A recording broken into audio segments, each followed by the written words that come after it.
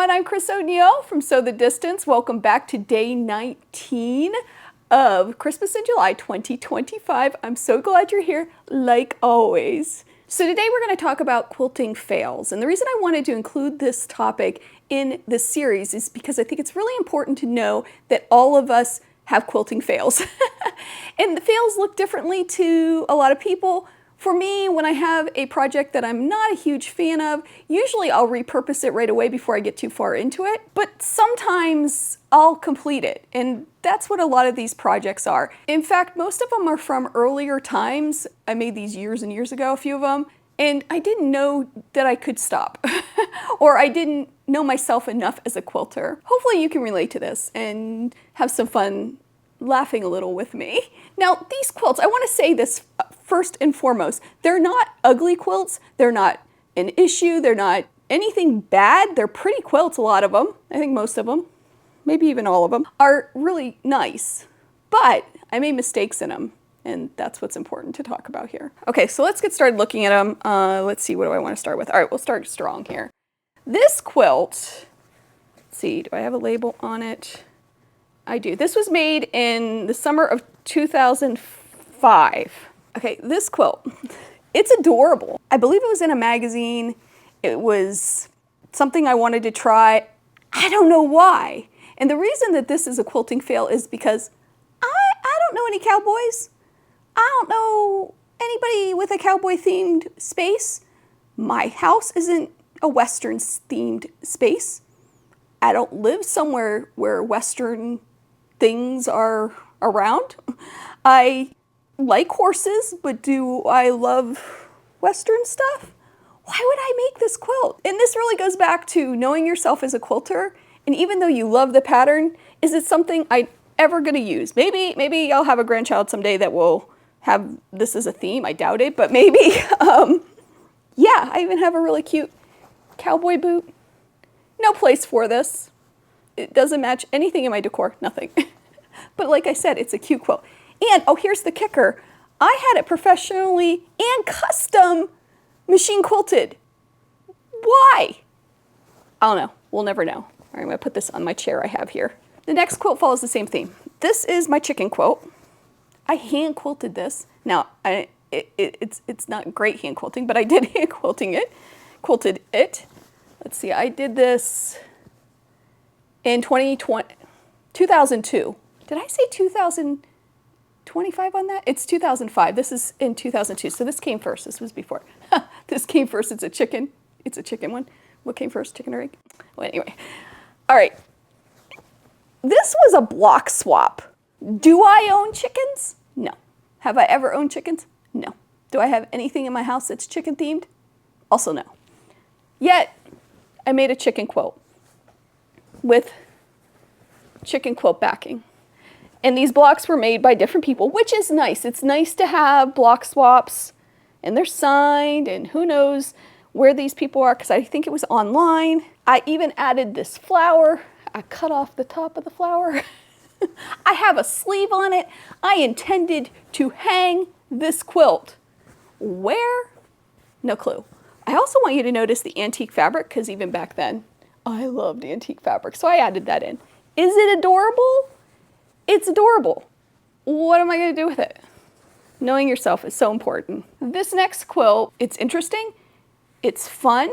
This was a paint chip challenge for my guild at the time. Do I have a date on this one? Oh no, did I not? I don't think I even labeled it. I did not. All right, that's sad. See, this is why we label quilts, guys. All right, maybe it's because I was so disgusted with it. So it was the paint chip challenge. If you don't know what a paint chip challenge is, it's where you pull a paint chip, you know, like you get at the hardware store, out of a bag, and it was totally random, and I think we had to pull 2, and we were allowed to add black and white to whatever we made. So I got a green and an electric blue, and a yellow, it looks like. All right, so here it is. Very striking, very pretty. Would I have made this quilt had it not been from the challenge? Absolutely not. Should I have picked a different pattern or used these colors in a different way? Yes. Or not participate. It was optional, of course. Is the quilt stunning?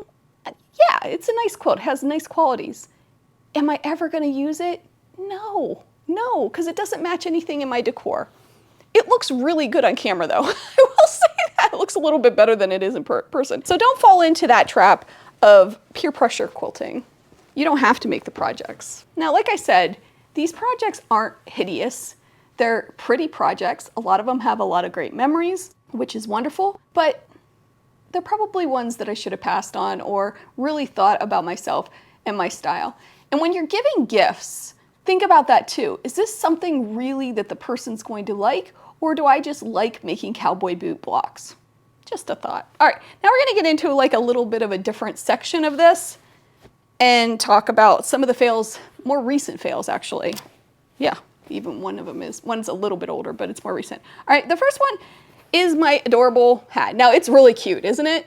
I think it's adorable. I like the pattern if I were making a non-pieced Santa hat. The piece Santa hat, I don't think it went together real well.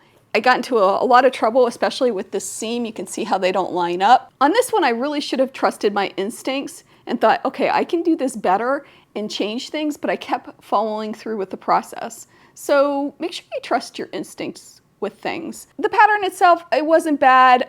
There are things I don't love, like how that lined up. I don't love that I have a raw seam on the inside, but you know what? It's still cute. Look, it's adorable. I wear it, I use it. I do want to make another one with just solid fabric quilted because I think it would turn out a lot cuter. So trust your instincts. All right, another one. I'll do this one last. This one. Now I knew better. I knew better.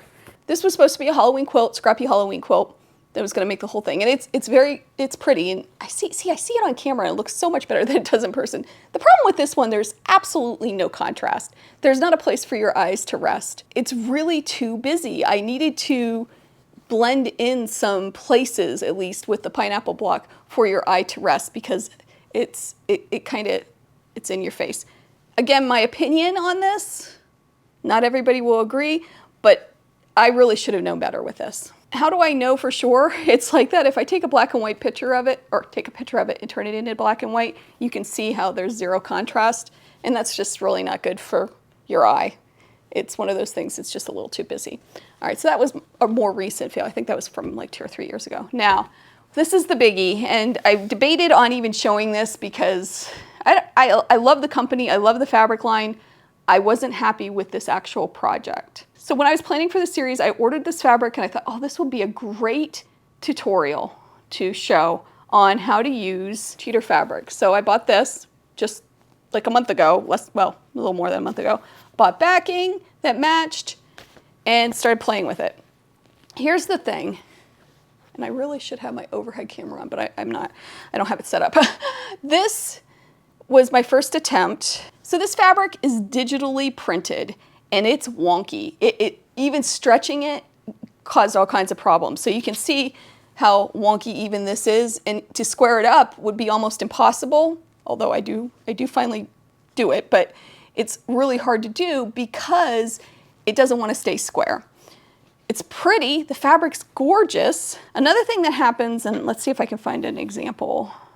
If you don't have a sharp enough needle, I'll have to find an example and put it up here. It pinpricks the fabric that's digitally printed and white shows through. So then I decided, well, I'm gonna quilt the heck out of it, which is what I did with this. So you can see heavily quilted, which allowed me to kind of get it in straight, but you can even see how there's a curve in this line. I mean, look at the quilting on that. I just quilted. So this was a recent one, and it's obviously not going to be a video because I don't even know how I teach to do this right. Another thing about these blocks is they're not squares, they run into each other. So yeah, they just keep going into each other. So if you're going to get this fabric, maybe not do a cheater quilt out of it, maybe make some other projects out of it. I'm not sure. And then this also is digitally printed. Here, you can see the back. See how, look, the front and back. This white, when the dull needle goes through it and pulls through, you'll see some of those white threads coming through. Not a fun project. I just wanted to say this, just go into these projects that you're making any of them, making sure that it is your style, it is something you want to make and it's something you want to see in your home or in a friend's home or relative's home, that it's their taste. You don't want to make a chicken quilt for somebody who doesn't have chickens. You might not even want to make a chicken quilt for somebody who has chickens, because they might not want a chicken quilt. So just keep that in mind as we go through it. I hope you have a wonderful day. I hope you take some time to sew, and I'll see you soon.